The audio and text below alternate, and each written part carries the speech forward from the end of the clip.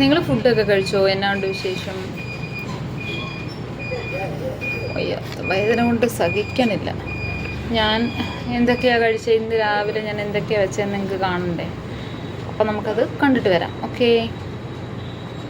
രാവിലെ കുട്ടികൾക്ക് ഇന്ന് ബ്രേക്ക്ഫാസ്റ്റ് ഉണ്ടാക്കിയത് ഏത്തയ്ക്ക വേവിച്ചിട്ട് ഞാനിങ്ങനെ അരിഞ്ഞു വെച്ചു. അപ്പോൾ അതാകുമ്പോൾ പെട്ടെന്ന് അവർക്ക് ഫോർക്കിലാണെങ്കിലും കുത്തി പെട്ടെന്ന് തിന്നാം. അല്ലെങ്കിൽ മടിച്ച് പിള്ളേരെ, എൻ്റെ പിള്ളേർ ഇതൊന്നും കഴിക്കില്ല. അതുകൊണ്ട് പിന്നെ മുട്ടയും വേവിച്ച് വെച്ചു. അതാണ് രാവിലെ അവർക്ക് ബ്രേക്ക്ഫാസ്റ്റ്.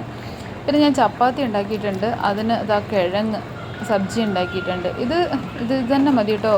നമ്മൾ എന്താ പറയുക, മസാല ദോശയൊക്കെ ഉണ്ടാക്കുമ്പോൾ അതിന്. പിന്നെ ഞാനിന്ന് കടലക്കറി, ഒരുപാട് നാൾ കൂടി ഇന്ന് കടലക്കറി വെച്ചിട്ടോ. ഒരുപാട് നാളായി കടലക്കറി, എനിക്ക് ഭയങ്കര ഇഷ്ടമാണ്. തേങ്ങ ഒന്നും അരയ്ക്കാതെ കട്ടിക്ക് വെച്ചിട്ടോ. പാൽ ഇത് അവിടെ ചൂടാവുന്നുണ്ട്. രണ്ടുപേർക്കും ആ ബ്രേക്ക്ഫാസ്റ്റിൻ്റെ കൂടെ പാലും കൂടെ എടുത്ത് വെച്ച് കഴിഞ്ഞാൽ അവരുടെ ബ്രേക്ക്ഫാസ്റ്റ് റെഡി. ഇതാ ചപ്പാത്തിക്ക് ഇവിടെ കുഴച്ച് ഉരുട്ടി മാറ്റി വെച്ചിട്ടുണ്ട്. പിള്ളേർക്ക് ഇന്ന് ഉച്ചയ്ക്ക് കൊടുക്കാനും ചപ്പാത്തിയായിരുന്നു. അതൊക്കെയാണ് വിശേഷം.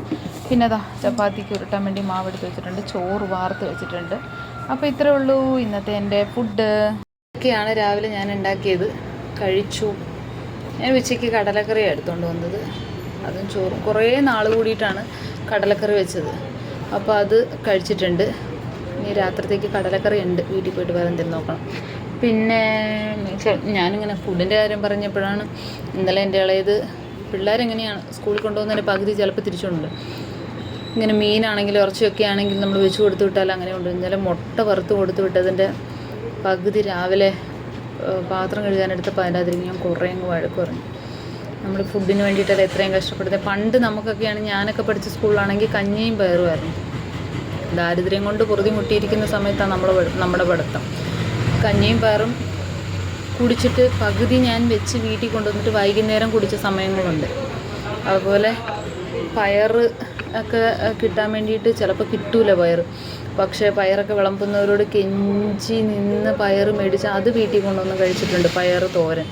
ഞാനതെല്ലാം പറഞ്ഞു കൊടുത്തു. ഞങ്ങളൊക്കെ അത്രയും കഷ്ടപ്പെട്ടിട്ടാണ് പഠിച്ചു വന്നത്. പക്ഷെ നമ്മുടെ കഷ്ടപ്പാട് നമ്മുടെ മക്കൾ അനുഭവിക്കരുതെന്ന് ഓർത്തിട്ടാണ് നമ്മൾ ഇത്രയും രാവിലെ എഴുന്നേറ്റ് ചെയ്യുന്നത്. കളിക്കൊക്കെ പോകണമെങ്കിൽ ഞാൻ അതിലും രാവിലെ എഴുന്നേക്കണം. അപ്പോൾ അതൊക്കെ ചെയ്യുന്നത്. അപ്പോൾ ഇത്രയും ചെയ്തു കൊടുക്കുമ്പോൾ അത് നിങ്ങൾ കഴിക്കാതെ ഇങ്ങനെ തിരിച്ചു കൊണ്ടുവന്ന് വേസ്റ്റിൽ കളയണോ?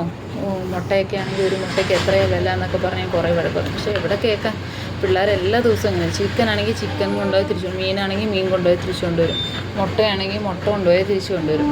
അപ്പോൾ ഇതൊക്കെയാണ് പിള്ളേർ. പക്ഷേ ഇവർക്ക് എന്താണെന്ന് വെച്ചാൽ, ഞാനിങ്ങനെ നോക്കുന്നുണ്ട്, നിങ്ങൾക്കൊന്നും തോന്നരുത് കടയിൽ ആൾ വരുന്നുണ്ടോ നോക്കിയത്. പിള്ളേർക്ക് എന്താണെന്ന് വെച്ചാൽ അവർക്ക് അതിൻ്റെ വില അറിയുന്നില്ല. നമുക്കേ അതിൻ്റെ വില അറിയുള്ളൂ. എന്തോരം ബുദ്ധിമുട്ടിയിട്ടാണ് നമ്മൾ കഷ്ടപ്പെട്ട് ഇതൊക്കെ ഉണ്ടാക്കണത്, മേടിക്കണത് എന്നുള്ളത്. ഇപ്പോഴത്തെ വിലയൊക്കെ വെച്ച് നോക്കുമ്പോൾ എൻ്റെ അമ്മോ മതിയായി. എന്നൊക്കെ നോക്കി സ്വർണത്തിൻ്റെ വില 60,000. പാവപ്പെട്ടവൻ നമ്മളെപ്പോലുള്ളവർ എങ്ങനെ ഒരു മക്കളെല്ലാം കെട്ടിച്ചു കൊടുക്കാനോ അല്ലെങ്കിൽ കാര്യങ്ങളൊക്കെ ചെയ്യും? ഒരു ഗ്രാമിൻ്റെ അടുത്ത് പോലും നമുക്കൊക്കെ പോകാൻ പറ്റാത്തൊരവസ്ഥയാണ്. സാധനങ്ങൾക്ക് ഓരോ ദിവസവും വില. ഈ മാസം ഇട്ട ബഡ്ജറ്റും കൊണ്ട് അടുത്ത മാസം നമ്മൾ കടയിലോട്ട് പോയി കഴിഞ്ഞാൽ പണി പാളി എന്ന് പറഞ്ഞാൽ മതി. അത്രയ്ക്കും റേറ്റുകൾ ഇങ്ങനെ കൂടി വരും.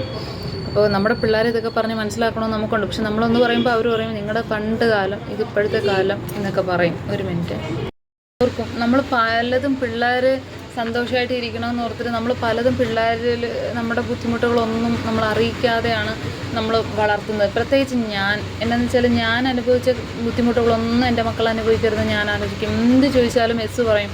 എൻ്റെ കൊച്ചൊരു പ്രാവശ്യം എന്നോട് പറഞ്ഞു, ഇളയത് മൂത്തത് എന്തോ പറഞ്ഞപ്പം ശരി ചെയ്തു എന്ന് പറഞ്ഞു. അപ്പോൾ അവനതെന്തോ ഇഷ്ടപ്പെട്ടില്ല, അത് വേണ്ടാന്ന് അവന് തോന്നിയിട്ടുണ്ടോ. അപ്പോൾ അവൻ എന്നോട് പറഞ്ഞു, അമ്മയോട് ഞങ്ങൾ രണ്ടുപേരും എന്തെങ്കിലും വന്ന് ഞങ്ങൾ ചോദിച്ചാൽ അമ്മ അത് ആലോചിച്ചിട്ട് അമ്മയ്ക്ക് നോന്ന് പറയേണ്ട സ്ഥലത്ത് അമ്മ നോന്ന് പറയണം. എല്ലാം ഞങ്ങൾക്ക് വേണ്ടി, ഞങ്ങളുടെ ഇഷ്ടത്തിന് വേണ്ടി അമ്മ എസ് പറയരുത്.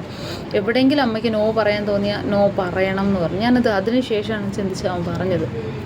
കാരണം എല്ലാ മക്കൾക്ക് വേണ്ടിയില്ലെന്ന് ഓർത്ത് അവർ ചോദിക്കുന്നത് എന്തിനു നമ്മൾ എസ് പറയുമ്പോൾ അവൻ പറഞ്ഞത്, അമ്മയ്ക്ക് എവിടെയെങ്കിലും വെച്ച് ഞങ്ങളോട് നോ പറയണം, ഇത് വേണ്ടാന്ന് പറയണമെങ്കിൽ അമ്മ പറയണം. തീർച്ചയായിട്ടും അത് നമുക്ക് അങ്ങനെ ചെയ്യണം. ഞാൻ പിന്നെയാണ് ആലോചിച്ചൊരു കുഞ്ഞു മനസ്സിൽ എത്ര വലിയൊരു ചിന്തയാണ് ഇത് ചെയ്യുന്നത്. മൂത്തമ്മോള് ചോദിച്ചാൽ എന്തോ വേണ്ടാത്തതാണ്, അത്ര അത്യാവശ്യം ഇല്ലാത്തതാണ്. അപ്പോൾ ഞാൻ എസ് പറഞ്ഞു. അപ്പോൾ ഇവനോട് പറഞ്ഞു, നോ പറയേണ്ട സ്ഥലത്ത് അമ്മ നോ പറയണം എന്ന് പറഞ്ഞു. അപ്പോൾ എൻ്റെ നാത്തൂൻ ചോദിച്ചാൽ അവൻ എന്നാ ചോദിച്ചപ്പോൾ ഞാൻ പറഞ്ഞു, എന്നോട് എല്ലാത്തിനും എസ് പറയില്ലേ, നോ പറയേണ്ട സ്ഥലത്ത് അമ്മ നോയും പറയണം എന്ന് എന്നോട് അവൻ പറഞ്ഞു തന്നാന്ന് പറഞ്ഞു. അങ്ങനെ ചിലത് പിള്ളേർ പഠിപ്പിക്കും, നമ്മൾ പിള്ളേരെ പഠിപ്പിക്കും, അത്രേ ഉള്ളൂ. പിന്നെ നമ്മുടെ ചെറിയ ജീവിതമല്ലേ, ഇവർക്ക് വേണ്ടിയിട്ടല്ലേ നമ്മൾ ജീവിക്കുന്നതെന്ന് ഓർത്തിട്ടാണ് നമ്മളെല്ലാം ഇങ്ങനെ പോട്ടെ പോട്ടെ പോട്ടെ ചെയ്തു കൊടുക്കാം എന്നൊക്കെ ഇങ്ങനെ പറയുന്നത്. അപ്പോൾ ഇതൊക്കെയാണ് ഇന്നത്തെ വിശേഷം. ഞാൻ കടയിലിരിക്കുക, കൈ വേദന കൊണ്ട് ഞാൻ പൊളഞ്ഞിരിക്കുക. ഈ ഗുളികയെ പെട്ടിട്ട് ഒരു 10-15 മിനിറ്റായി. ഇനി നോക്കണം, കുറഞ്ഞില്ലെങ്കിൽ അടുത്ത ഗുളികയിലോട്ട് പോകാൻ. എനിക്ക് വയ്യ. ഇതുണ്ടോ, ഇതിൻ്റെ അകത്തൊരു മരുന്നുണ്ടായി, വേദനയുടെ മരുന്ന്. ഞാനത് ഫുള്ളും എടുത്ത് തേച്ച്, പക്ഷെ എന്നിട്ടും വേദനയ്ക്കൊരു കുറവില്ല. അയ്യോ, ഈ കൈയാണ്, വലത് കൈയാണ് പണിയാണ്. ഇല്ലെങ്കിൽ നോക്കണം, നാളെ ഇല്ലെന്നുണ്ടെങ്കിലോ ഒന്ന് ഹോസ്പിറ്റലിൽ പോയി ഡോക്ടറെങ്കിലും ഒന്ന് കാണണം. ഇത്ര പെയിൻ കില്ലർ ചുമ്മാ എടുത്ത് കഴിക്കുന്നത് ശരിയല്ലല്ലോ. അതുകൊണ്ട് പിന്നെ വേറെ ഇത്രയൊക്കെയുള്ളൂ വിശേഷം. അപ്പോൾ ശരം കിടന്ന് ഉറങ്ങുന്ന സാൻഡ്ര ഫോൺ എന്തോ നന്നാക്കാൻ വേണ്ടി അങ്ങോട്ട് പോയി, ഞാൻ കടയിലിരിക്കുകയാണ്. അപ്പോൾ ഇത്രയേ ഉള്ളൂ.